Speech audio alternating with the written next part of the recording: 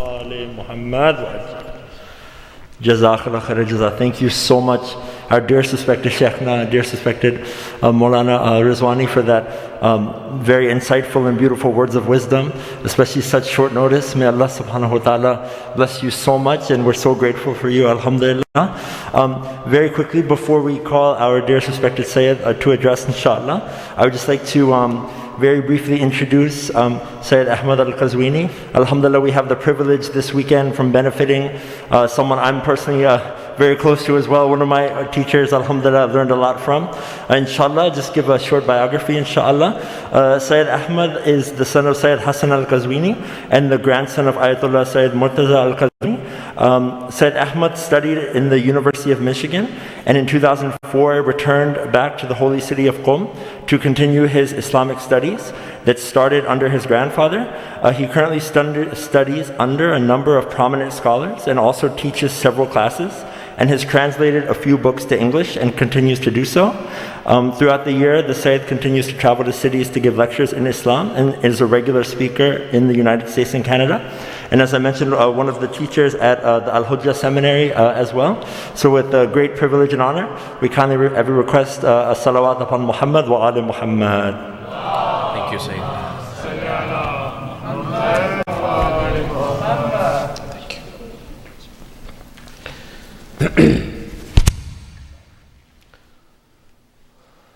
Before I begin, brothers and sisters, I would like to first thank Janab al-Sheikh for his kind words and his praises. And I would like to also thank my dear respected brother Sayyid Ja'far, and thank every single one of you. It is a privilege to be here with you and spend time, inshallah. And I hope Allah Azza wa Jal can bless all of you, and we can learn these few days and we can receive the ultimate barakah and blessings through Ahlul Bayt alayhimus salam. Sallu ala Muhammad wa ali Muhammad.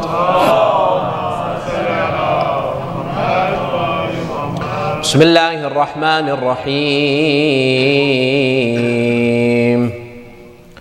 Sallallahu alayka ya Rasulallah. Sallallahu alayka wa ala ahli baytika al-madhlumin.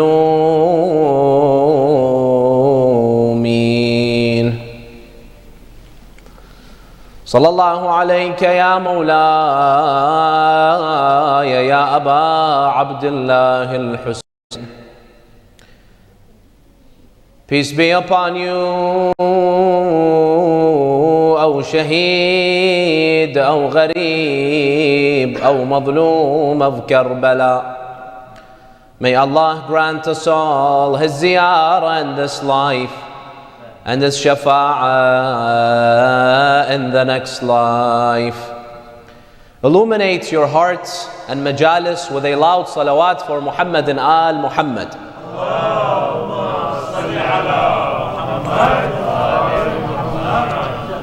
Respected brothers and sisters, Assalamu alaikum wa rahmatullahi wa barakatuh.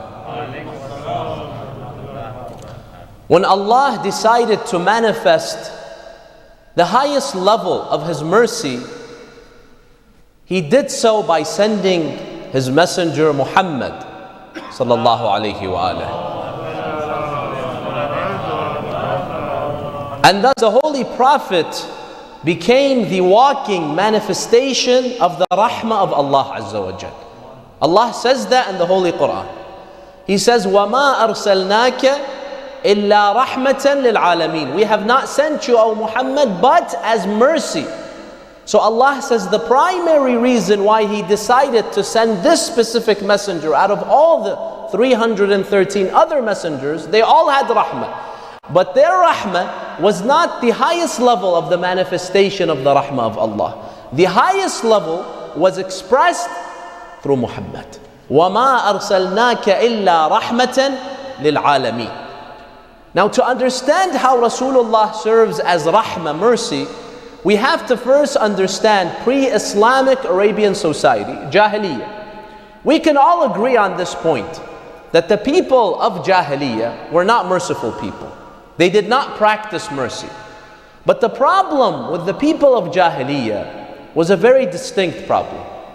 The reason why they did not practice mercy was because mercy was not a virtue in their eyes. Mercy was seen as a weakness. So if you were to become a merciful person, you would be looked down upon. You would be stigmatized. Mercy was seen as a vice. SubhanAllah, sometimes we human beings can lose our moral compass such that we don't even know what's good anymore. We don't even know what's bad. This happened during the time of Jahiliyyah.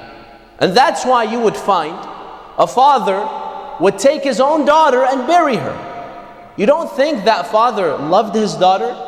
You don't think that was a difficult task? It was difficult for him to take his own daughter. In fact, they report stories of fathers who would bury their daughters while they're crying. Why are you doing this? Because they had to.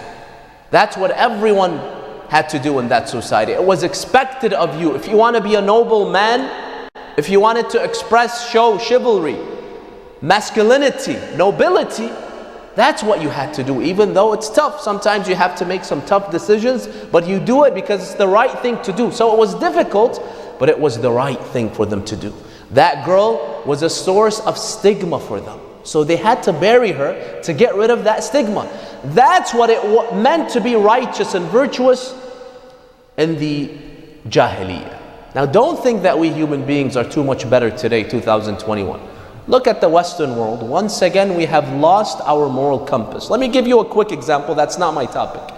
Look at the Western world and how they identify and understand certain virtues and vices. For example, modesty. Modesty used to be a virtue, not anymore, unfortunately. That's why the woman that goes out, especially in certain European countries, that covers her body head to toe is looked down upon. I remember once I read in the news that a girl in France was kicked out of her class. Why? You would suppose it was for modesty related reasons. You would suppose that her dress wasn't modest enough, right? Wrong. She was kicked out of class because her clothing, because her skirt was too long. Subhanallah. You see how human beings can lose their moral compass? That when you dress up and you want to show that you have this value, you have this virtue of modesty, you're stigmatized. This is exactly what happened in Jahiliyyah. If you show mercy, you're stigmatized. Mercy is for the weak, and that's why they used to exalt the bloodthirsty fighters. Those were the righteous individuals, the ones that killed the most, the ones that showed mercy. These were the weak individuals that no one looked up to. And that's why there's a story that is narrated that one day the Prophet was telling his people about Jannah, paradise. So what did he tell them? He told them in paradise there are rivers, as the Quran says, of milk, of honey, there are trees, there are mansions, whatever paradise holds, and the pleasures of paradise. So one of those Bedouins, he stood up, he said, Ya Rasulullah, when will you get to the part of swords and fighting and bloodshed? Rasulullah said, this is paradise, there is no bloodshed. It's Darus Salam, the Quran calls it, which is the house or the home or the place of peace. That man said, there is no fighting in paradise, I don't want it. This is how they understood what it meant to be good and bad. So like I said, right now we have the same problem. Modesty is looked down upon. Shame, you can no longer find it. And on the contrary, when someone decides to act shamelessly, they are exalted today. Just look at the same gender rights. I dare you to come out publicly and say anything against them. You will be shamed. Subhanallah. He's the one, they are the one. She or he's the one that is doing the shameless act. Instead of stigmatizing and ostracizing them, I'm the one that's stigmatized. Why am I speaking against them?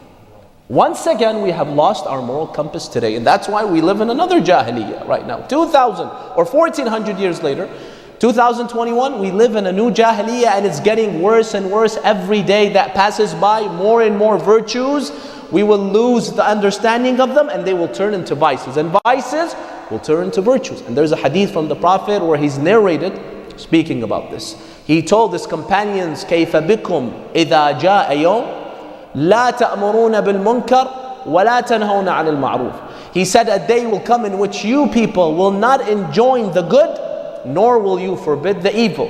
His companions were shocked. Ya Rasulullah, will a day like that come? He said, no, a day will come in which worse. Wait. He told them, a day will come in which تَأْمُرُونَ بِالْمُنْكَرِ وَتَنْهَوْنَ عَنِ الْمَعْرُوفِ. A day will come in which you'll do the opposite. You will enjoin the evil, you will ask people to do the evil, and you will prohibit the good. They said, will this happen, Ya Rasulullah? He told them, wait, a day will come. كَيْفَ بِكُمْ إِذَا رَأَيْتُمُ الْمَعْرُوفَ مُنْكَرًا وَالْمُنْكَرَ مَعْرُوفًا. A day will come in which you will see evil as good. So when someone tells you do good, you'll go and do evil, thinking you're doing good. And you will see evil as good and good as evil. And this day has come once again, just like the Jahiliyyah, the moral decadence that we can see in the West.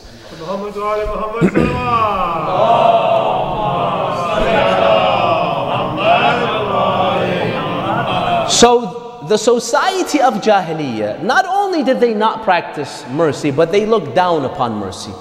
So they buried their own girls alive. So when the Prophet came, it wasn't just telling them, enjoining them to be merciful. He had to teach them how to be merciful. He had to introduce this virtue once again, as if they don't know what it means to be virtuous. And that's why you find the Prophet, he used to do certain things. You hear this, the speakers, they always mention this. To you right now, it sounds so cliche. So what? The Prophet used to do certain acts.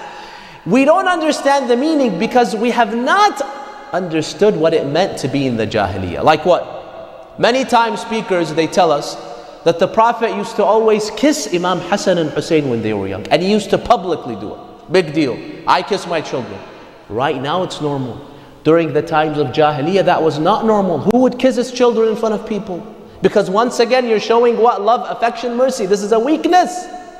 So the Prophet used to publicly come and he would take his grandson, Imam Hassan, he would kiss him, he would hug him. Imam Hussein would come on his back, he would give him time. He should have just thrown him off his back if he wanted to act like a normal Arab. Because this is a child, be cruel. If you were cruel, you would be a righteous person. Rasulullah, through his actions, he wanted to show them to be merciful even with your own children. Right now, we see these stories, boring, normal stories. So what? But back then, this was a big deal. This is a messenger of God. He comes publicly and he kisses his grandchildren. And that's why one of those Arabs one day, he saw Rasulullah kissing Imam al-Hassan. He came to him. This is mentioned by both Sunnis and Shias. He came to the Prophet, he told him, Ya Rasulullah, what are you doing? You just kissed your grandson. He said, yes. Ya Rasulullah, I have 10 kids and I have never kissed any one of them. And he's bragging about it. Allahu Akbar. Can you imagine? Right now, if someone wants to brag about his relationship with his kids, you would say, I have 5 kids and I have never yelled at any one of them. Right? This is how you would brag. Back then, this is how they would brag. I have 10 kids and I have never kissed.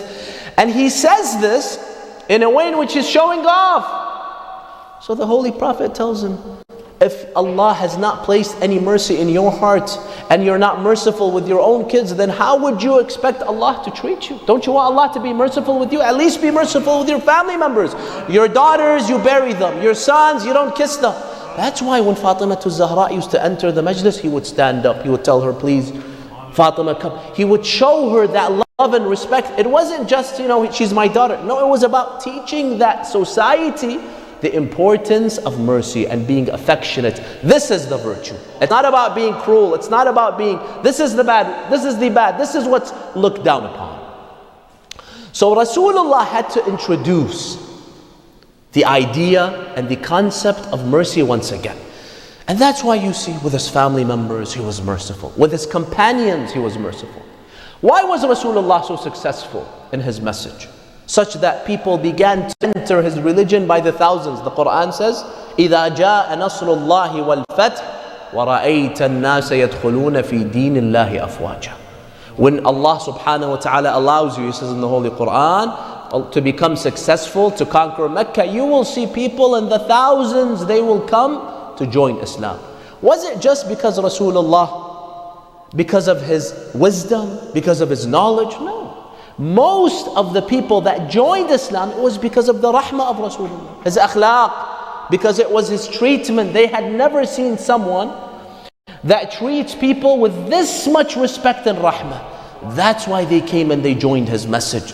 Because remember, before Rasulullah, it was all about being brutal. They would just fight and kill each other for the silliest reasons. There were wars that happened over a camel, another war that happened over a horse, another war over a lady, another war over a piece of land. Every week there's a new war. Because that's, what it meant to be righteous and noble in that society. So Rasulullah had to come and tell them once again, look, if you want to be successful, leave the wars and come and unite, be friends, and make sure that you are merciful with each other. The Quran speaks about this. The Quran says about the Holy Prophet, لَقَدْ جَاءَكُمْ رَسُولٌ مِّنْ أَنفُسِكُمْ عَزِيزٌ عَلَيْهِ مَا عَنِتُّمْ بِالْمُؤْمِنِينَ حَرِيصٌ عَلَيْكُمْ بِالْمُؤْمِنِينَ رَؤُوفٌ رَحِيمٌ. Allah tells the people of Mecca, look at the Prophet, he's one of you, he loves you, he cares for you. Whatever is in your best interest, he really cares about that. Whatever hurts you, he tries to stay away from that. So this is a man that is filled with mercy. And another verse he says, وَلَوْ كُنْتَ فَضًّا غَلِيظَ الْقَلْبِ لَنْفَضُّوا مِنْ حَوْلِكَ. If you, Ya Rasulullah, were vulgar, if you were cruel, people would run away from you. It was because he was merciful. People saw mercy for the first time once again, and they joined the message of Rasulullah sallallahu alayhi wa alihi wasallam. Now, this is with his family members and his friends, with his enemies likewise. Rasulullah went a step further. Not only was he merciful with friends and family members, but even with his enemies. Can you imagine, people of Jahiliyyah, if you're going to bury your own daughter, what are you going to do with your enemy? My own daughter, I bury her. What am I going to do with my enemy? There's no limit.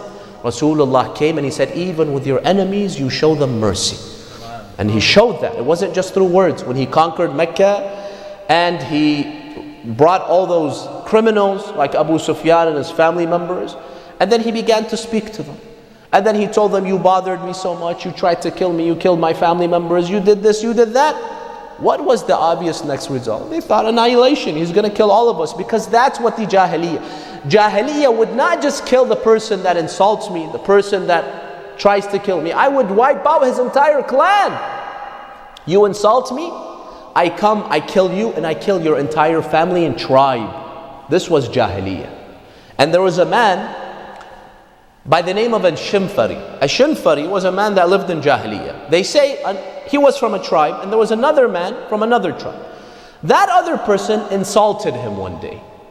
Because he insulted him, he swore that he will kill 100 of that tribe, just to retaliate against one word of insult. That's why you see in the Holy Quran, Allah says, وَلَا تَزُرُ وَازِرَةٌ وَزْرَ أُخْرَى. To us, it's common sense that if someone commits a crime, no one else is responsible for that crime. Only that person. To us now it's common, but for Jahiliyyah it wasn't common sense. I was responsible for the sins of all my family members and all my tribesmen, even if they're 1,000 people. So he sets out, this man Shinfari, to retaliate. They say he managed to kill 99 people. He waged a war. 99 innocent people because of one insult. This man was a hero. This man was a legend in Arabia. He was able to kill all those people because he did not allow that insult to go by. Rasulullah sallallahu alaihi wasallam comes in this type of society with his enemies that bothered him so much, that tried to kill him, that killed his uncle Hamza. And he tells them 3 words. He tells them, اذهبوا أنتم الطلقاء. Go, you're free. When the Prophet told them that, they were shocked. Excuse me, what did you say, Ya Rasulullah? He said, اذهبوا, go, you're free, do whatever you want. They could not believe it because they did not know what it meant to be merciful. Rasulullah showed them the highest levels of mercy. That's why they fell in love with Rasulullah. They had never seen something like that. He was a man that was filled with mercy in every aspect.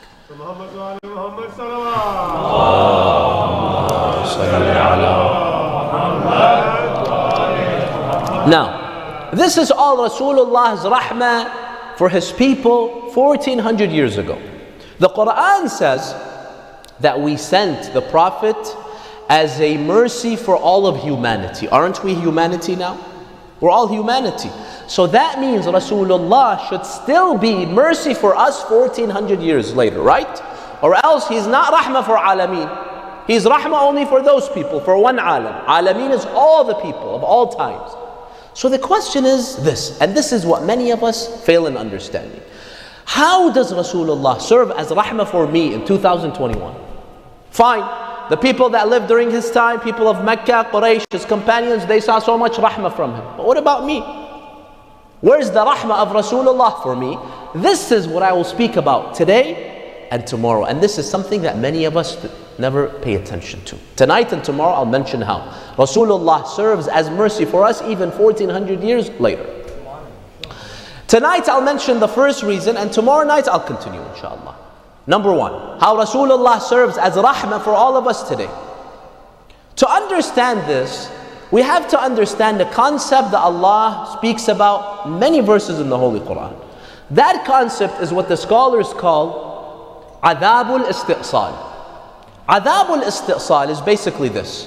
When you read the Quran, you notice a pattern that any time Allah would send a messenger to his people, He would ask them to follow Allah. He would ask them to stay away from sins and crimes and to worship God.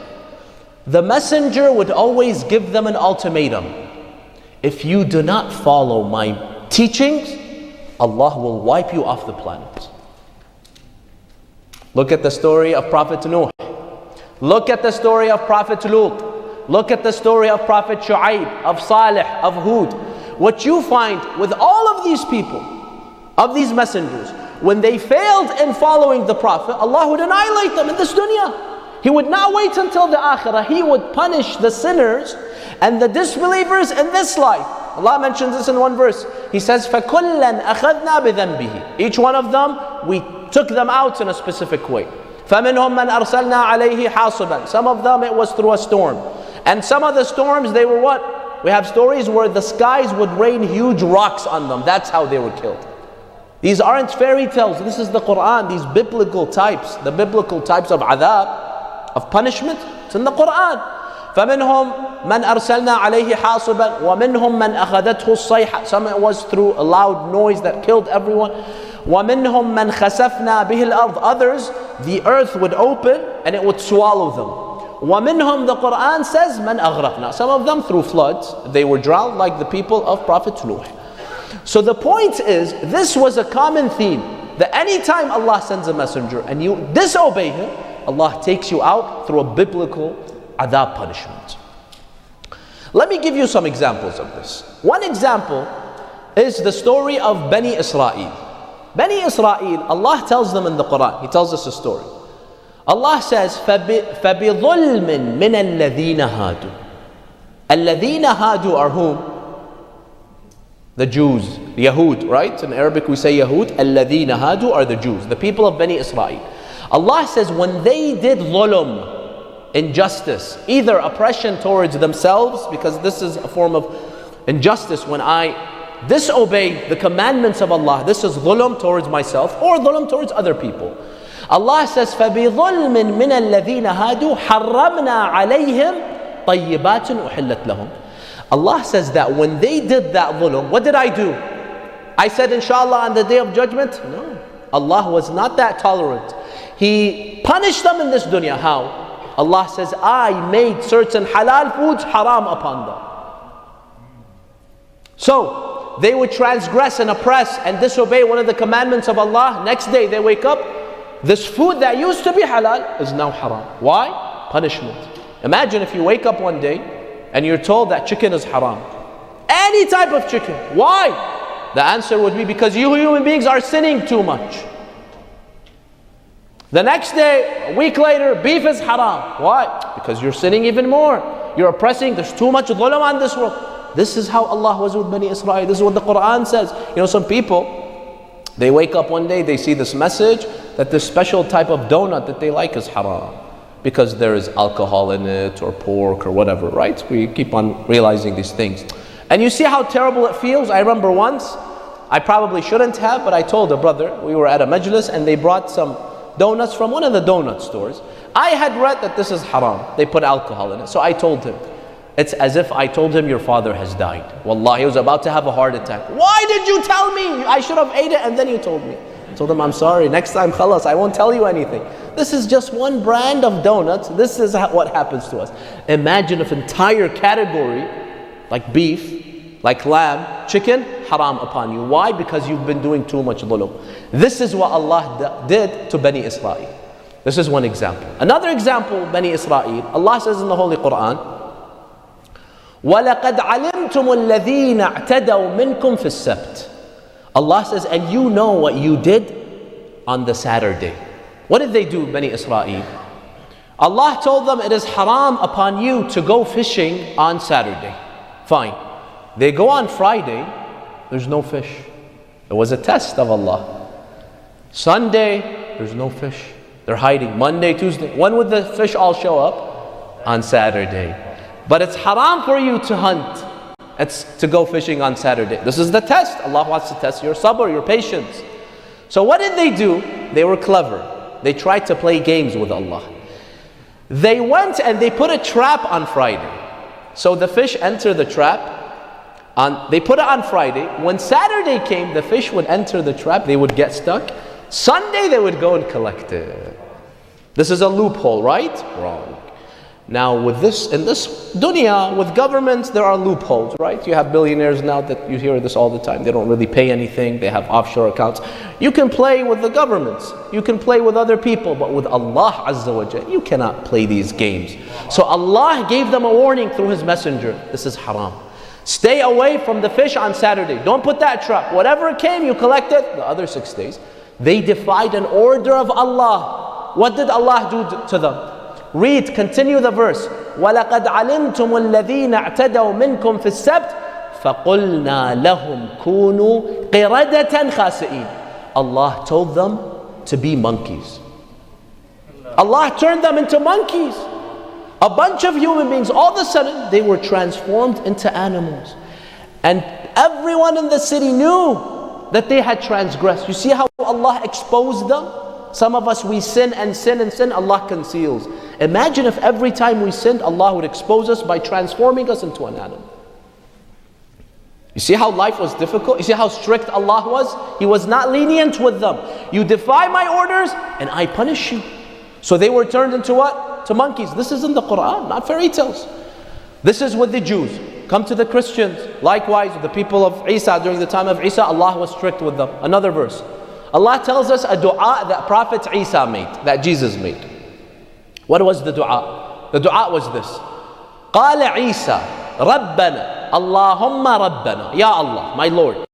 قال عيسى اللهم ربنا أنزل علينا مائدة من السماء تكون لنا عيدا لأولنا وآخرنا وآية منك وارزقنا وأنت خير الرازقين. He said, Ya Allah, bring down a meal from the heavens upon us, me and my people. Bring down this meal. Why? First of all, it will serve as celebration. We'll celebrate, we'll have a festive, and it will serve as a sign that I am a true messenger of God. Because how is this food coming from the heavens? So whoever had doubt, they will believe. And give us rizq. This is the dua of Prophet Isa. And the next verse, Allah says, fine. قال الله إني منزلها عليكم. Said, yes, I will do this. But Allah did it with a warning. There was a string attached.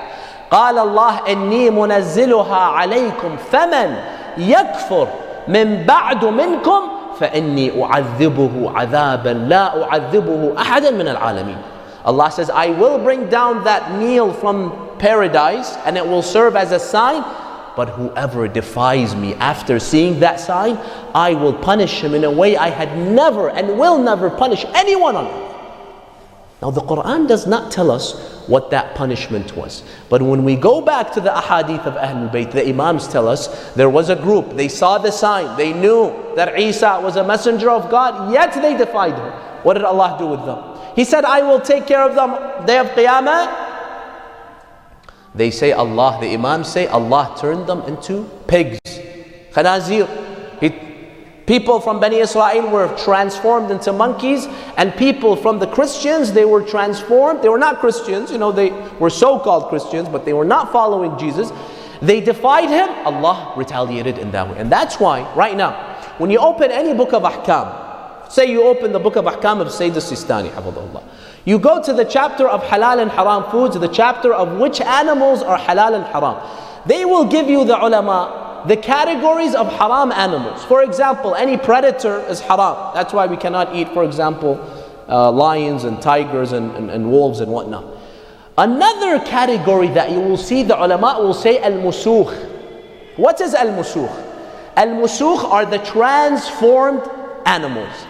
I saw a hadith, I believe from Imam al-Ridha, where he says we have 13 animals right now, where some human beings in the past, they were transformed into them as a punishment from Allah. The Imam mentions, it's not just the monkeys and the pigs. He says bears. Allah turned some people into bears. For example, you have lizards. You have hedgehog, the Imam mentions that. Scorpion, the Imam mentions that. Rabbit, the Imam mentions that. And 13 other animals, elephant. These musukh are haram to eat. Now these animals, we're not saying they are descendants of those people. Allah just, He transformed some people, they died after that. But Allah wants that to stay as a reminder, stay away from these foods. Because some people, they were turned into animals because they defied Allah Azza wa Jal. This was a sunnah, meaning it was a custom that Allah treated people with. Until what happened? Until Allah Azza wa Jal sent the Holy Prophet Muhammad sallallahu alayhi wa sallam. When he sent Prophet Muhammad, adabul isti'sal, that Allah wipes out evildoers because of their sin and dhulm, came to a stop. Allah would no longer treat people in this way. And Allah mentions this in the Holy Quran. He says, وَمَا كَانَ اللَّهُ لِيُعَذِّبَهُمْ وَأَنْتَ فِيهِمْ. The people of Mecca, why didn't Allah annihilate them? How come Allah only annihilated the people of Nuh, the disbelievers? The disbelievers in Shu'aib, of Hud, of Salih, of Lut. Why only? Why not the people of Prophet Muhammad, the disbelievers? Because they were good people, they were evil. They were the worst people, Abu Jahl and Abu Sufyan and these other individuals. They bothered Rasulullah so much, such that Rasulullah himself said, مَا أُوذِيَ نَبِيٌّ مِثْلَ مَا أُوذِيت. No prophet of Allah. How many prophets are there? 124,000 according to one hadith, 360,000 according to another. No prophet of Allah was bothered by his people like me. So they deserve to adab al-isti'sal more than anyone else. But why was Allah so tolerant with them? You know why? Because this was the request of Rasulullah himself. Every time they would bother him, they would wage a war against him. In the battle of Uhud, when his uncle Hamza killed, 70 of the Muslims killed, the angel of Jibreel comes to Rasulullah. Ya Rasulullah, one sign and we will destroy your enemies. Rasulullah would say, no, Ya Allah. I was sent as a mercy to my people, to guide them. Not so that I become a source of la'na, curse upon them, because of me they're being killed. He would say no. In another incident, he was forced to flee Mecca and go to At-Ta'if. When he went to At-Ta'if, he had no one there. No one. Can you imagine going to a city that you know no one? There's no phones, where do you go? Where do you sleep? He went and he sat all by himself, Rasulullah. And then the Holy Prophet was about to cry because of what was happening to him. He raised his hands and he complained to Allah. He did shakwa to Allah. He said, Ya Allah, inni ashku ilayka dha'fa quwwati wa qillata wa hilati min an-nas. Says, Ya Allah, look at how weak I am. Look at what's happened to me that I don't even know where to go. When the Holy Prophet said that, Allah once again sent the angel, Ya Muhammad, just one sign, one word, and I will destroy the mountains around Mecca. I will topple them against the people. Because this is what they're doing too. 3 years he was sanctioned in a cave. He was not allowed to leave with Abu Talib and Khadija, Shu'ab Abi Talib. And they had to eat leaves. This is what Rasulullah had to go through. When he had to migrate from Mecca to Medina, flee his own homeland, he had to go and hide in a cave. How many days of harassment, of bothering, of dhulm did Rasulullah go through? But Rasulullah constantly would ask Allah, Ya Allah, I don't want you to do adab al-isti'sal. Because Rasulullah was mercy for everyone, even his own enemies, he was mercy. In fact, the Quran quotes a dua that we read in the last verse of Surah Al-Baqarah. رَبَّنَا لَا تُؤَاخِذْنَا إِن نَّسِينَا وَأَخْطَأْنَا رَبَّنَا وَلَا تَحْمِلْ عَلَيْنَا إِصْرًا كَمَا حَمَلْتَهُ عَلَى الَّذِينَ مِن قَبْلِنَا. The ahadith tell us the Prophet made this dua when he went to the Mi'raj. What does this dua mean? It's a verse in the Quran, but it's a dua. We're asking Allah for something. The Prophet told Allah, Ya Allah, لَا تُؤَاخِذْنَا. Ya Allah, please don't hold us accountable if we made mistakes. Ya Allah, do not burden us like you burden people from the past. The Prophet knew the stories of Bani Israel and the Christians. He was constantly asking Allah to be lenient with His ummah. If they transgress, if they sin, please do not retaliate against them. Give them the chance to do tawbah. If you want to retaliate, do that in the akhirah, in the next life. But in the dunya, please stop adab al-istisal. That's why you see so much dhulm today. Isn't there dhulm? Even us Shia of Ahlul Bayt, we don't engage in dhulm. Dhulm in our communities, in our families. Why has Allah become so lenient and so tolerant with us? It's because of the request of Rasulullah, the rahmah of Rasulullah sallallahu alayhi wa sallam. And that's why when you finish the verse that we mentioned, how Rasulullah was mercy. Allah says, وَمَا كَانَ اللَّهُ لِيُعَذِّبَهُمْ وَأَنْتَ فِيهِمْ. As long as you are with them, Ya Rasulullah, you're alive, I will never punish anyone. Because this is your request. So this is the promise of Allah. And then the verse continues. It says, وَمَا كَانَ اللَّهُ مُعَذِّبَهُمْ وَهُمْ يَسْتَغْفِرُونَ. And as long as you do istighfar, Allah will not punish you in this dunya. And of course, if you do istighfar in the akhirah. Now after the Prophet died, Allah was still tolerant with the people. Why? The Prophet is no longer there. As long as he's alive, his mere existence is all mercy for everyone.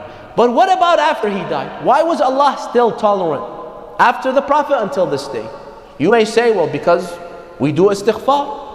That's why Imam Ali alayhi salam, he's quoted in Nahj al-Balagha, he says Allah gave us two protections from adab. Number one was the existence of Rasulullah, and this has been taken away because Rasulullah died.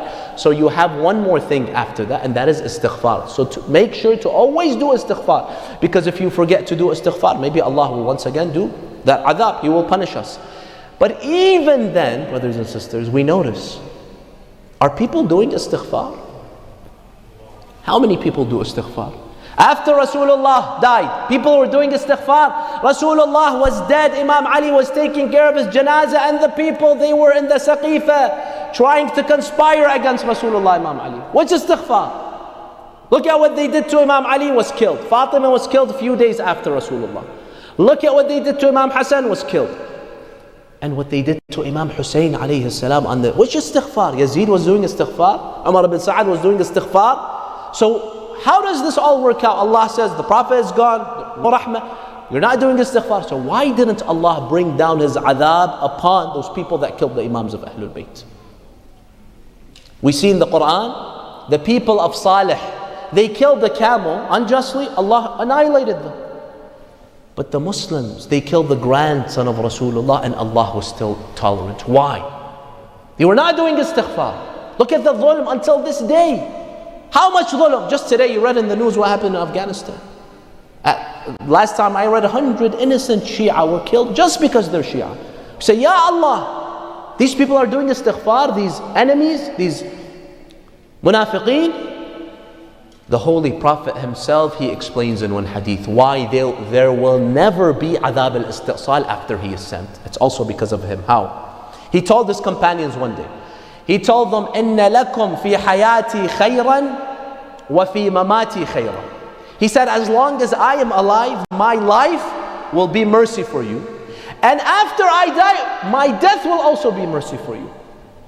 So the companions asked him, Ya Rasulullah, as long as you're alive, we know.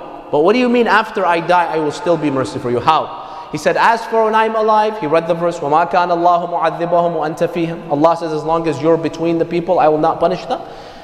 And then he told them this, after I die, istighfar. But which istighfar? He said, after I die, your actions will be presented to me, and I will do istighfar for you.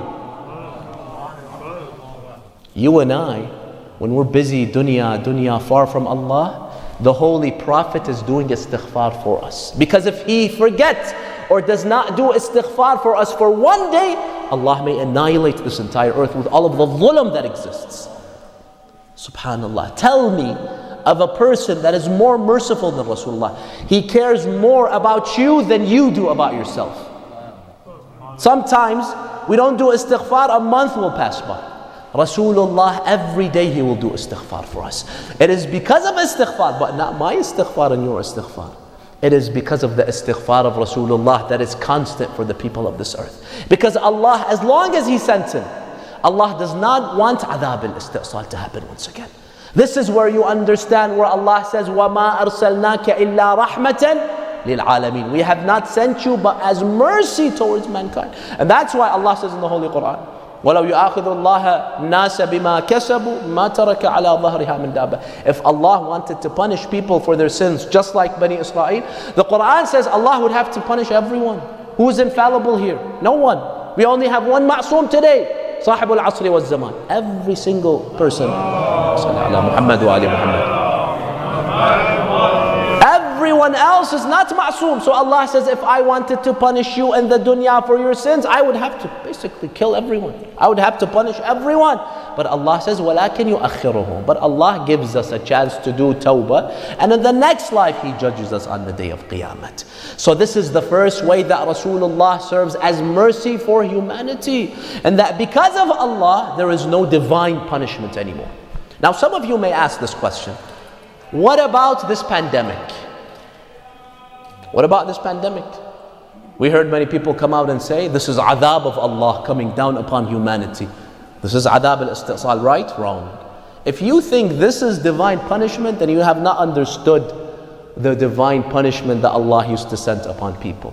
First of all, number one, when you read about the adhab al-isti'sal of the prior nations, you find one very important factor. Allah would only punish the disbelievers. He would not punish the believers, right? The story of Prophet Nuh, he sends the flood. Whoever joins Nuh, he is saved.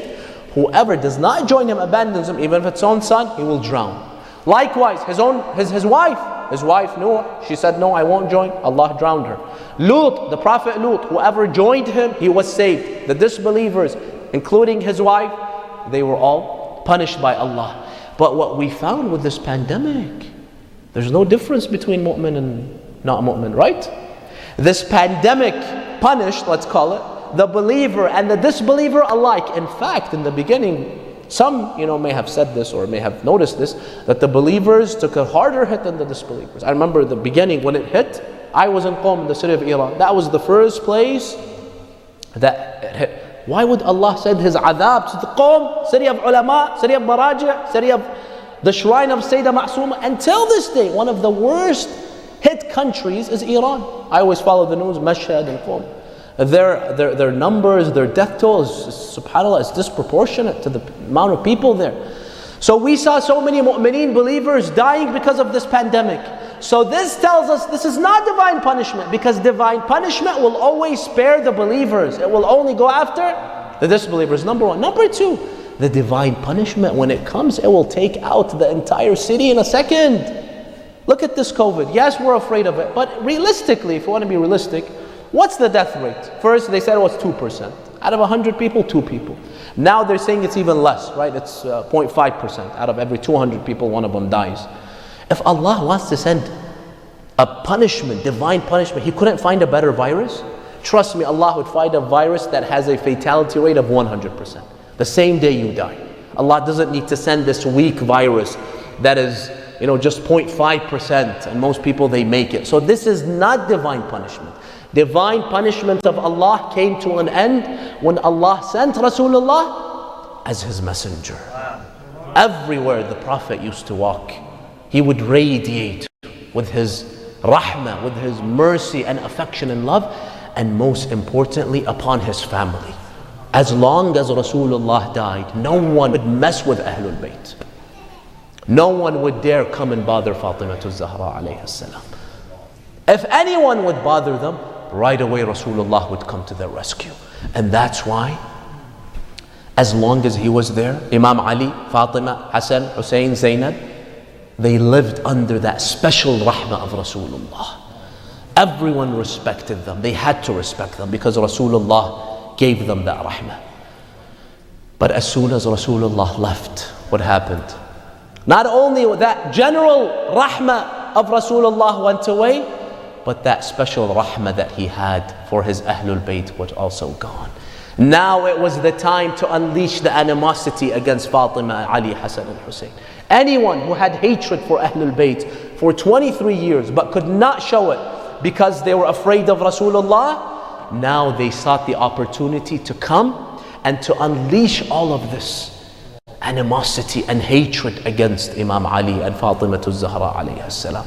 And that's why in those final moments, Rasulullah, I know the wafat of Rasulullah has already passed, but we remember it once again. Inshallah, Allah gives us the ajr and Allah gives us the tawfiq that we can be from the followers of Ahlul Bayt alayhimus salam. In those final moments when Rasulullah was on his deathbed, Imam Ali was besides him. Imam Ali, how did he come? In those final moments, he went to the house of Salama, his wife. He was weak. He knew that it's his last day. So he began to say, Ud'u li Habibi. I want Habibi, the one that I love. So each one of them, the wife, she goes and brings her father. Each one brings some person. Rasulullah says, no, I want Habibi. Ibn Abbas, he says he wants none other than Ali ibn Abi Talib. They go to the house of Fatima. Ya Ali, Rasulullah is waiting for you. He comes to the house of Salama. He enters. He sees Rasulullah is very weak. He's sick. He sits beside him. The Prophet tells him, Ya Ali, take my head and put it in your lap. And that's why Imam Ali, when he used to speak about his relationship with Rasulullah, he used to say, Rasulullah died when his head was in my lap. Meaning no one is closer to Rasulullah than I. Imam Ali was sitting by his head, and then Fatima alayhi salam, she came to Rasulullah. They say she came to Rasulullah, she began to cry and weep over her father, Rasulullah. Rasulullah told her, my dear daughter, come to me, let me whisper something in your ear. He whispered something, they saw Fatima began to cry. And then he whispered something else, she started to smile. So they asked her, what did Rasulullah tell you? She said, in the beginning, I cried because Rasulullah told me I will die on this day. So I cried. But then he told me, Ya Fatima, you will be the first person from my family to join me and come to the next life. So I was happy that I would leave this dunya and join Rasulullah quickly after him. Fatima Zahra and then Imam Hassan and Hussein, they're young children. They come and they throw themselves on Rasulullah and they cry because they had a very special relationship with their grandfather. Imam Ali, because he knew the Prophet was sick, he wanted to take away Imam Hassan and Hussein so that he is not bothered. Rasulullah told them, Ya Ali, please keep them, let them stay on me, because after me they will be madloom, after me they will be gharib, after me they will be yatim. Even though Imam Ali is their father, he's there, but he considers them yatim because he saw Hassan and Hussein as his own children. So let them spend time with their grandfather Rasulullah. And then after the entire family was around them, he began to tell them, my dear family, get ready for dhulm, get ready for hardships, because the people, they will not show you any mercy after me. He talked to Imam Ali, Ya Ali, as for you, you will go through so much calamity after me. You have to be strong.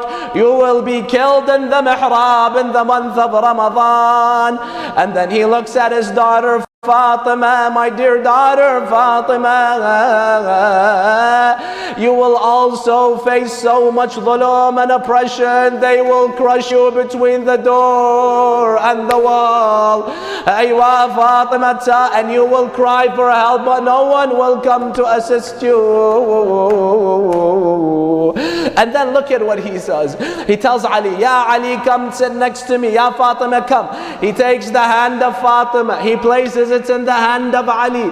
He tells him, Ya Ali, this is my amana, this is my trust. Please take care of her. And then he says, woe unto the one that bothers my daughter Fatima after me. Woe on the one that breaks the chest of Fatima after me. May Allah destroy them and punish them after me. And that's why after Fatima alayhi salam was killed, Imam Ali buried her. It was in the middle of the night. After he buried her, he turns towards the grave of Rasulullah. What does he say? He says, Assalamu alayka ya Rasulallah, minni wa min safiyatika an-nazilati fi al-thara. He says, salam from me and from your daughter Fatima that has come and joined find you. And then he says this, Ya Rasul Allah, laqad isturji'at al-wadi'a. Remember the trust you gave me, Ya Rasul Allah. I am giving back the trust, but in which condition? Look at her, ask her, see her broken ribs, Ya Rasul Allah. Look at her cheeks, they slapped her on her cheek. In this condition, the amana is coming back to you. Allahu Akbar. And finally, he looks at Imam Hassan. He tells him, as for you, O Hassan, you will be poisoned to death after me. And then finally, Hussein. Where does the Prophet begin with Hussein? As for you, O Hussein, you will be the shaheed of this ummah. You will be killed in the land of Karbala while you are thirsty by my own people.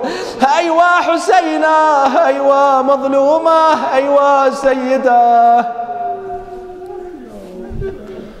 إنا لله وإنا إليه راجعون وسيعلم الذين ظلموا آل محمد أي منقلب ينقلبون والعاقبة للمتقين. Brothers and sisters, let us raise our hands and supplicate to Allah subhanahu wa ta'ala. Let us ask Him, let us invoke the names of Ahlul Bayt alayhimus salam and ask Him to show us His rahmah, His mercy, His maghfirah. Everyone together, Ya Allah, Ya Allah, Ya Allah, Ya Allah. Make your voices heard. Oh, Ya Allah, Ya Allah. Ya Allah, Ya Allah, Ya Allah, we ask you to forgive us of our sins. We ask you to accept our a'mal, to grant us our hajat. If there is anyone from the mu'mineen and mu'minat that need shifa, they are sick, grant them full shifa and recovery, Ya Allah. If there is anyone that has a haja from the believers, grant them their hajat. Hasten the reappearance of our Mawla, Sahibul Asri wal Zaman. Make us amongst His supporters and amongst the Shuhada under Him. Grant us the ziyarah of Ahlul Bayt, inshallah, next year, all of us together, Ya Allah. Grant us the ziyarah of Al-Arba'een, so that we can all walk from Najaf to Karbala, inshallah. Grant us the shafa'ah of Ahlul Bayt in the next life. And let us end by reciting Surah Al-Fatiha for all the mu'mineen and mu'minat, but specifically, let's recite Surah Al-Fatiha and Surah Al-Ikhlas 3 times for the marhumeen of Asiya and Naveed Ibad. For them and all the believers, let us recite Surah Al-Fatiha and 3 times Surah Al-Tawheed Al-Ikhlas after a loud salawat for Muhammad and Al Muhammad.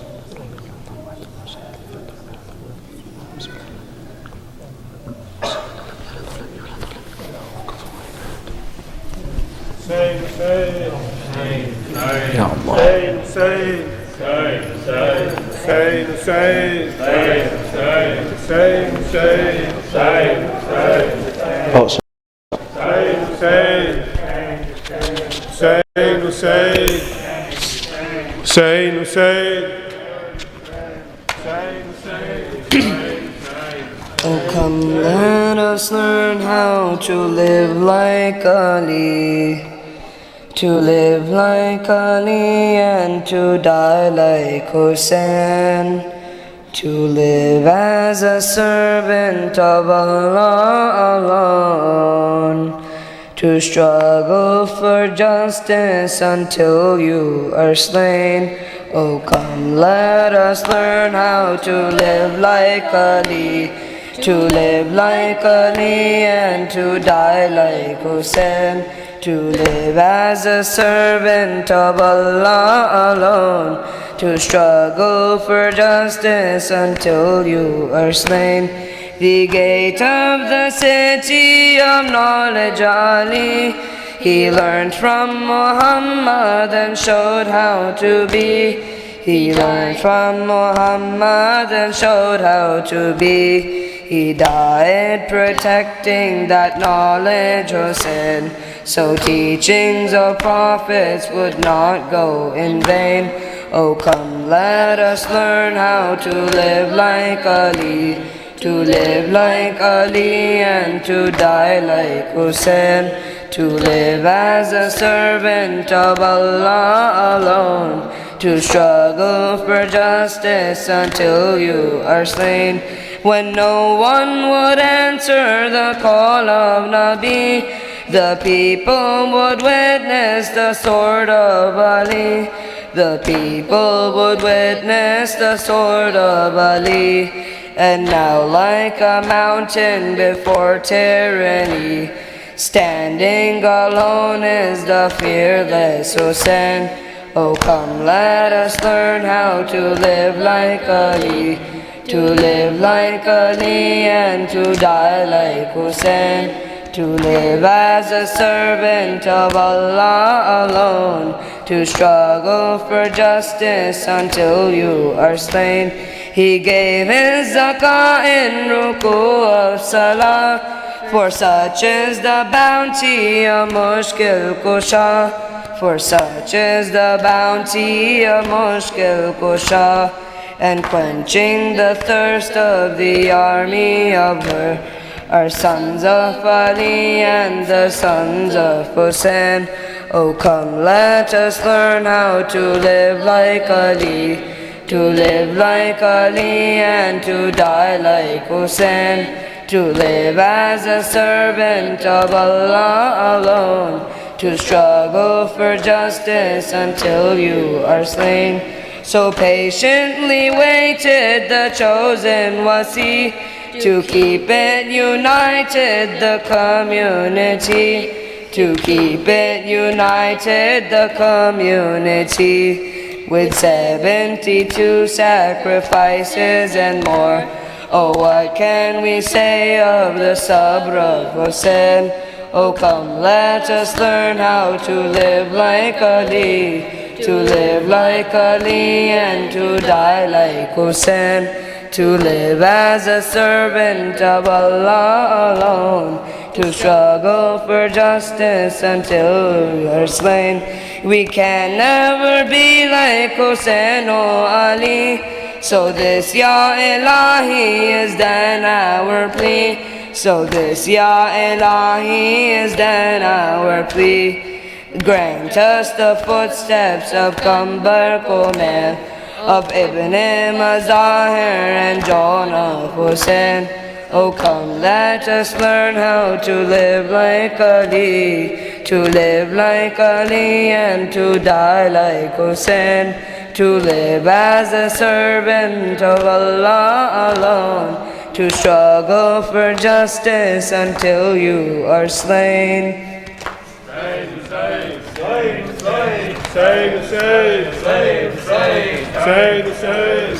Hussein, Hussein, Hussein, Hussein, Hussein, Hussein, Hussein. Said Hussein on the day of Ashura, oh my son, oh Ali Akbar, oh Ali Akbar. Said Hussein on the day of Ashura, oh my son, oh Ali Akbar, oh Ali Akbar. I'm trying to find you, but I have lost my sight. How can I search for you? My feet are faltering. I'm looking for you. I'm searching for you. Said Hussein on the day of Ashura, oh my son, oh Ali Akbar, oh Ali Akbar. Oh, where are you, my son? Oh, light of my eyes. I heard that you were hurt. I cannot help but cry. I'm looking for you, I'm searching for you. Hussein, on the day of Ashura. Oh my son, oh Ali Akbar, oh Ali Akbar. You are in so much pain, tell me what's wrong, my son. Who did this thing to you? Who has saddened my heart? I'm crying for you, I'm crying for you. Said Hussein on the day of Ashura. Oh my son, oh Ali Akbar, oh Ali Akbar. I've taken out the spear, but you have stopped breathing. Tell me how I can breathe, my heart has stopped beating. I'm crying for you, I'm crying for you. Said Hussein on the day of Ashura. Oh my son, oh Ali Akbar, oh Ali Akbar. Said Hussein on the day of Ashura. Oh my son, oh Ali Akbar, oh Ali Akbar. Hussein, Hussein, Hussein, Hussein, Hussein, Hussein, Hussein, Hussein, Hussein. جلتے خیموں سے صدائی سر کر وہ بلا.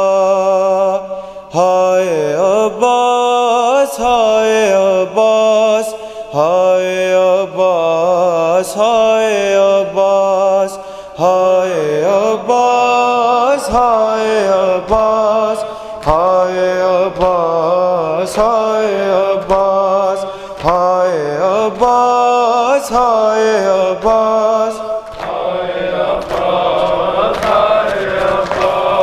تنہا 18 برادر کی بہن ہے بن میں، نیند کیوں آ گئی ہے بھائی بتاؤ رن میں.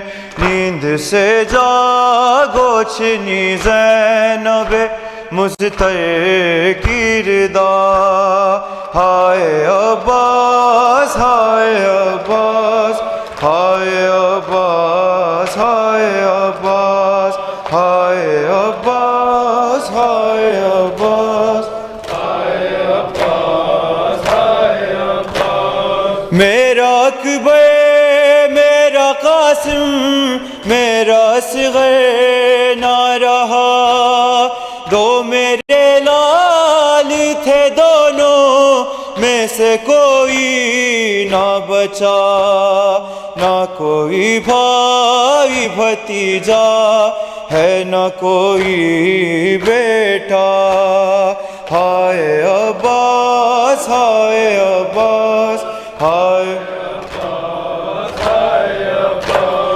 خالی کوزے لیے بچے ہیں در خیمہ پہ. سوئے دریا ہے لگی بالی سکینہ کی نظر. کہتی ہے بچوں سے آتے ہیں ابھی میرے چچا. ہائے عباس، ہائے عباس، ہائے عباس، ہائے عباس.